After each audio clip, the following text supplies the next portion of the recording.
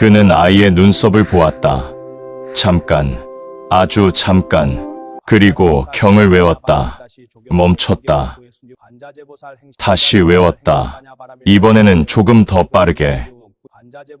빠르게 외워야 다른 걸 볼 틈이 없으니까. 그 아이가 자기 아이라는 걸 그는 이미 알고 있었다. 시작하기 전 구독과 좋아요로 응원 부탁드립니다. 쿵. 그 소리는 산 아래에서 왔다. 스님은 그날 밤 이상하게 잠을 이루지 못했다.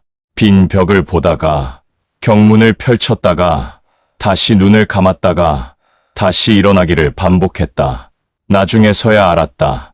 그 시각, 산 아래 그 집 곳간에서 홍두깨 하나가 조용히 굴러 떨어졌다는 걸. 사람의 마음은 멀리 있어도 때론 소리를 낸다. 사람들은 그가 속세의 미련을 끊었다고 말했다.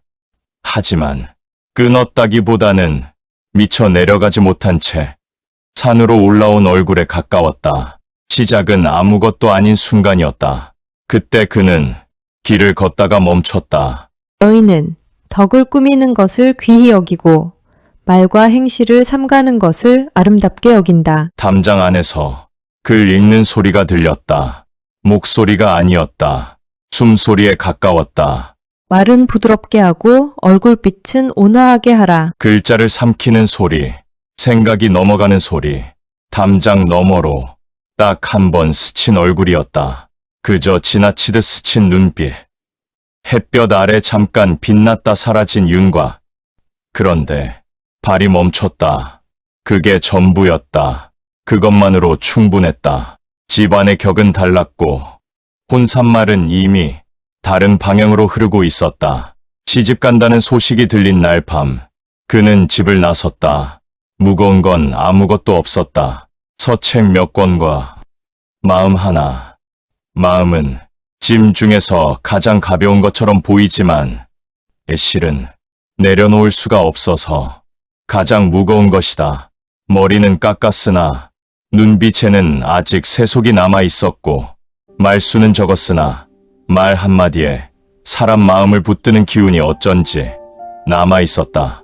절의 예법은 몸이 먼저 익혔고 마음은 한 박자 늦었다. 새벽 예불 종소리에 가끔 화들짝 잠에서 깼고 밤이 깊어지면 불경의 글자들이 자꾸 다른 얼굴로 겹쳐 보였다. 부처는 멀고 기억은 가까웠다. 속세를 버리러 산으로 올라왔으나 속세가 아직 그를 놓아주지 않은 얼굴이었다. 절에는 여인들이 종종 찾아왔다. 아이를 점지해달라는 이, 병든 남편을 살려달라는 이, 말없이 눈물만 흘리다 돌아가는 이도 있었다.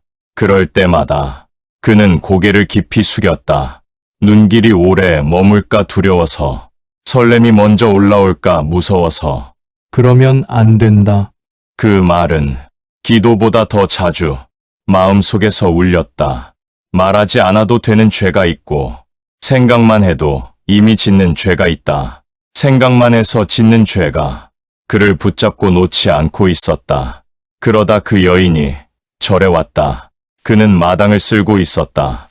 빗자루가 손에서 멈췄다. 멈춘 걸 스스로도 몰랐다. 발소리였다. 발소리만으로 알아버렸다. 걸음의 간격, 땅을 밟는 무게, 잠깐 머뭇거리다 다시 내딛는 방식까지 한 번도 제대로 본 적 없는 사람이었는데 몸이 먼저 기억하고 있었다. 그는 고개를 들지 않았다. 들면 안 된다는 걸 머리보다 손이 먼저 알았다. 빗자루를 다시 움직였다. 천천히, 아무 일도 없는 것처럼. 하지만 손바닥이 이상하게 땀이 났다. 찬바람이 부는 날이었는데 젊었고 고왔고 간절했다. 아이는 아직 없었고 집안의 시선은 무거웠으며 두 손은 기도 내내 미세하게 떨리고 있었다. 그는 연민이라 믿으려 했다. 동정이라 생각하려 했다. 하지만 그것이 연민이었다면 가슴이 그렇게 조여들지는 않았을 것이다.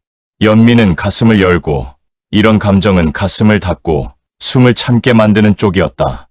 그는 자기 자신에게 거짓말을 하고 있다는 걸 이미 알고 있었다. 그 여인은 그를 알아보지 못했다. 혹은 알아보지 않으려 했는지도 모른다. 그는 그 사실이 다행인지 더 잔인한 일인지 끝내 판단하지 않았다. 모르는 척하는 것도 마음이고 알면서 모른 척하는 것도 마음이다. 무게는 달랐지만 방향은 같았다. 기도를 올리는 내내 그는 경문을 외웠다. 경문의 글자들은 평소보다 빠르게 입에서 나왔다. 빠르게 외워야 다른 생각이 비집고 들어올 틈이 없으니까. 그러나 글자는 입에서만 맴돌았다. 마음까지는 닿지 않았다. 입이 경을 외우는 동안 마음은 전혀 다른 곳에 앉아 있었다. 어느 날 그는 고개를 숙인 채 낮고 조용한 목소리로 말했다. 기도는 오래 하면 마음이 먼저 움직입니다. 그 말은 그녀를 향한 것이기도 했고 스스로를 향한 다짐이기도 했다. 끝까지 고개를 들지 않은 건 예법 때문만은 아니었다. 혹시라도 눈이 먼저 움직일까 봐서였다. 말을 내뱉고 나서 그는 자신이 한 말에 스스로 놀랐다. 그 말은 너무 솔직했다. 스님이 할 말이 아니었다. 다만 그 순간 멈출 수가 없었다. 입이 마음보다 한 박자 빨랐다. 그 한 박자가 그는 내내 두려웠다. 비가 내리던 밤이었다. 절은 유난히 조용했고 등불은 평소보다 일찍 흔들렸다. 그는 등불을 끄지 않았다. 끄면 더 잘 보일까 봐서였다. 빗물이 마루 끝에서 조용히 떨어졌다. 빗물이 마루 끝에서 스톱 잠시 멈췄다가 스톱 다시 떨어졌다. 세상에서 가장 느린 타종 소리 같았다.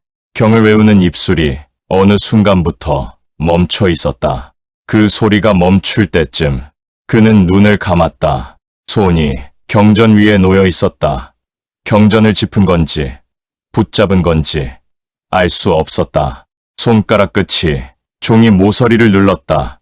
조금 더 세게, 마치 그 힘으로 자기 자신을 붙들 수 있다는 듯이. 하지만 힘은 점점 빠졌다. 경을 외우는 건지 잊으려는 건지 그 자신도 알 수 없었다. 그날의 일을 굳이 자세히 말할 필요는 없다. 다만 침묵이 길어지는 것에도 온도가 있을 뿐이다. 그날의 침묵은 뜨거웠다. 그는 그날 이후로 제대로 잠들지 못했다. 눈을 감으면 어둠 속에서 자꾸 불이 켜졌다. 불은 꺼야 하는 것인데 가끔은 왜 꺼야 하는지를 잊게 만드는 불이 있다. 새벽 예불이 괴로웠다. 종을 치면 소리가 산을 타고 퍼져나갔다.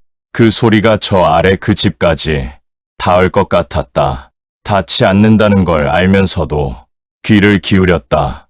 아무 소리도 들리지 않으면 이상하게 더 쓸쓸했다. 밥을 먹다가도 숟가락을 내려놓을 때가 있었다. 아무 이유 없이 그냥 손이 멈췄다. 절 마당에 빗소리가 들릴 때면 그 집 마당에도 지금 빗소리가 들릴 것이라는 생각이 자꾸 먼저 들었다. 이상한 일이었다. 나와 상관없는 빗소리였는데, 나와 상관없는 마당이었는데, 그는 이것이 죄라는 걸 알면서도 이름 붙이지 않으려 했다. 이름을 붙이면 실체가 생기고, 실체가 생기면 책임이 따른다는 걸 알고 있었기 때문이다. 아이가 태어났다. 시간이 흘러 아이가 태어났다는 소식이 절로 전해졌다. 그는 축원을 핑계로 딱 한 번 산을 내려갔다. 산길을 내려오는 내내 그는 경을 외웠다. 소리내어 외우지는 않았다. 입술만 움직였다. 발이 돌부리에 걸렸다. 넘어지지는 않았다. 하지만 멈췄다. 잠깐 눈을 감았다가 다시 걸었다. 그 짧은 멈춤 사이에 무슨 생각을 했는지는 스스로도 알 수 없었다. 아마 아무 생각도 안 했을 것이다. 생각이 너무 많으면 오히려 아무것도 생각하지 못하게 된다. 아이의 얼굴을 보았다. 눈썹이 자신을 닮아 있었다. 그는 그것을 못 본 척했다. 못 본 척하는데 온 힘을 다 썼다. 경을 외우는 입술이 평소보다 조금 빠르게 움직였다. 빠르게 외워야 다른 걸 볼 틈이 없으니까. 그가 고개를 들기 전에 여자는 이미 아이를 돌려 안았다. 둘은 끝내 눈을 마주치지 않았다. 그 집에서 가장 용감한 행동이었다. 시어머니가 말했다. 참, 신기하네. 스님을 많이 닮았네.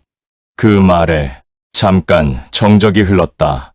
마당쇠는 고개를 돌렸고 여자는 아이를 더 꼭 안았다. 그 짧은 정적은 아무도 채우지 않았다. 채울 수 있는 사람이 없어서가 아니라 채우면 모두가 무너질 것 같아서였다.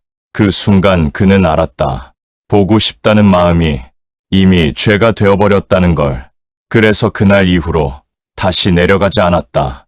마당쇠가 모든 걸 알고 있는 건 아닐까? 시부모의 눈에 이미 그림자가 드리운 건 아닐까? 주지 스님은 벌써 눈치챈 게 아닐까? 그런 두려움도 있었지만 진짜 이유는 따로 있었다.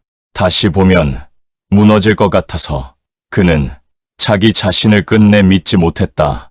밤마다 아이 울음이 산 너머에서 들려오는 것 같았고 여인의 얼굴이 등불 속에서 겹쳐 보였다. 그럴 때마다 그는 자기 뺨을 조용히 쳤다. 나는 스님이다. 나는 내려가지 않는다. 그 말로 자기 자신을 붙들어 매면서 어느 날 아침 빗자루를 들고 마당을 쓸다가 그는 문득 깨달았다. 며칠째 이 마당을 쓸고 있었다는 걸. 이미 깨끗한 마당을 그는 매일 쓸고 있었다. 쓸 게 별로 없는데도 빗자루질을 멈추지 못했다. 쓸 것이 없으면 그 다음에 무엇을 해야 할지 알 수가 없었다. 그는 그제야 자기가 무얼 하고 있었는지 알았다. 손을 바쁘게 해야 생각이 딴 데로 가지 않으니까 마당을 쓰는 게 아니었다. 마음을 쓰는 중이었다. 사람들은 말했다. 그는 마음을 끊었다고. 하지만 끊어낸 것과 평생 들고 사는 것은 겉모습이 비슷하다. 끊어낸 사람은 가볍고 들고 사는 사람은 조용하다. 그는 조용했다. 홍두깨는 그 집에서 울었고 아이는 자랐으며 스님은 끝내 내려가지 않았다.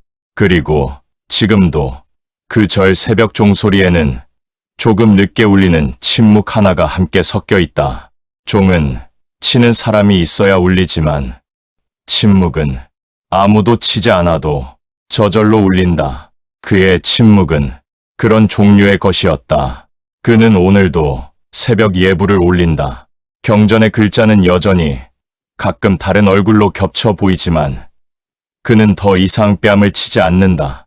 그냥 그 얼굴이 지나가도록 눈을 감는다. 사람은 어떤 마음은 이길 수 없다는 걸 배우면서 어른이 된다. 그는 그렇게 늙어가고 있었다. 다음 편이 기대된다면 구독과 좋아요로 응원 부탁드립니다.